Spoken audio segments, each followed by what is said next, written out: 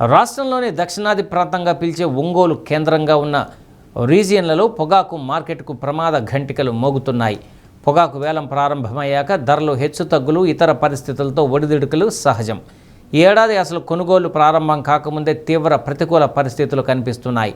ఆంధ్రాలో పొగాకు కొనుగోలుకు దిక్సూచిగా భావించే కర్ణాటక పొగాకు మార్కెట్లో పరిణామాలు, సంక్రాంతి అనంతరం జోరుగా సాగాల్సిన కర్ణాటక పొగాకు మార్కెట్ అందుకు పూర్తిగా విరుద్ధంగా ఉంది.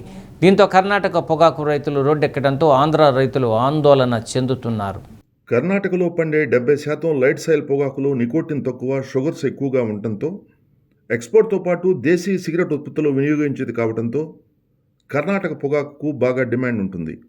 అలాంటి ఎక్స్పోర్ట్ క్వాలిటీకే ధరలు లేక అక్కడ రైతులు రోడ్డెక్కే పరిస్థితి ఏర్పడితే రాష్ట్రంలో ప్రత్యేకించి సదరన్ బ్లాక్ సాయిల్ టొబాకోకు ఉన్న మార్కెట్ సంగతి ఏమిటన్నది రైతుల్లో ఆందోళన నెలకొంది.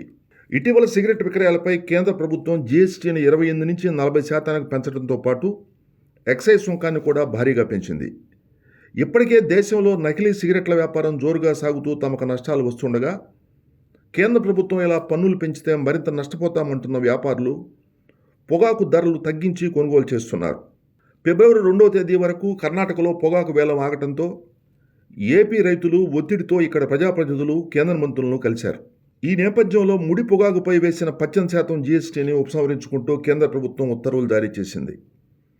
ఆ నిర్ణయం తర్వాత కర్ణాటకలో కొనుగోళ్లు ప్రారంభమైన ధరలు దిగజారాయి. తొలుత కిలో 320 రూపాయల గరిష్ట ధరతో కొనుగోళ్లను ప్రారంభించిన వ్యాపారులు 3 నెలలు అదే ధరతో కొనుగోలు చేశారు. అయితే గత కొన్ని రోజులుగా కిలో 290 రూపాయలకు ఒక్కొక్క వేల కేంద్రంలో 4-5 బేళ్లు కొనుగోలు చేసి అధిక శాతం బేళ్లను కిలో 250 రూపాయల నుంచి 270 లోపు కొనుగోలు చేస్తున్నారు.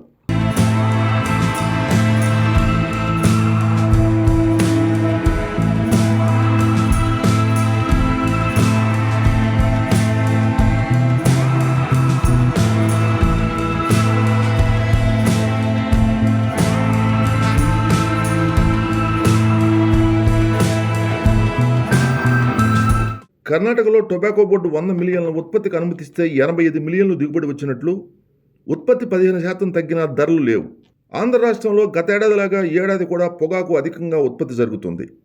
ప్రస్తుత గందరగోళ పరిస్థితుల్లో కర్ణాటకలో కొనుగోళ్లు ఎప్పటికి పూర్తి అవుతాయన్నది బోర్డు అధికారులు స్పష్టంగా చెప్పలేకపోతున్నారు.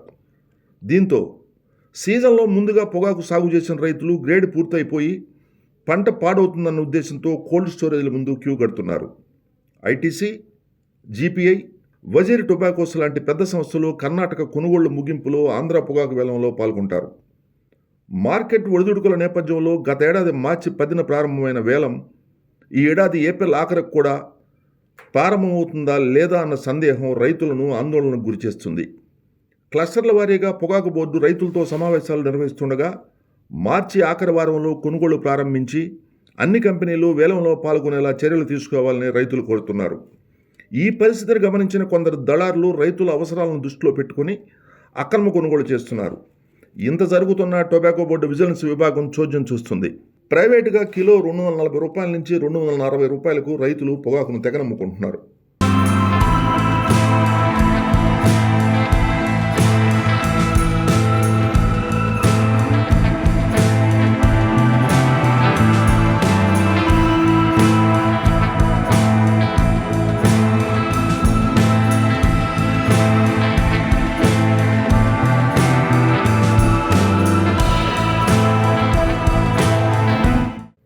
పొగాకు బోర్డు త్వరగా కొనుగోలు ప్రారంభిస్తే రైతు పండించిన పొగాకు నాణ్యత తగ్గకుండా బ్రైట్ గ్రేడ్లు మంచి ధరకు అమ్ముడుపోయి పెట్టుబడిలో కొంత చేతికి అందితే రైతుకు మంచిదని పొగాకు రైతు సుమన్ రెడ్డి అన్నారు.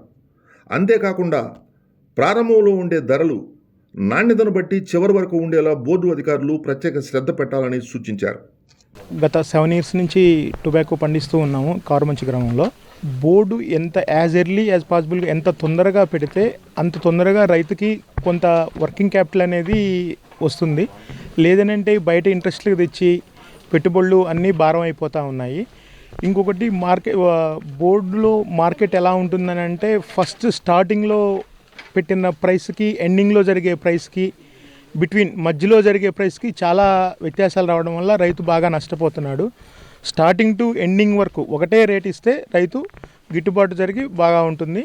ఇంకోటి 300 రూపాయలకి తగ్గించి కానీ బోర్డులో కొంటే రైతు ఎంతవరకు అయితే తగ్గిస్తారో అంతవరకు రైతు నష్టపోతాడు. అందుకని 300కి తగ్గకుండా జరిగేటట్లు బోర్డు యాజమాన్యం దానికి సహకరించాలని రైతులతో పాటు కృషి చేయాలని కోరుకుంటున్నాం.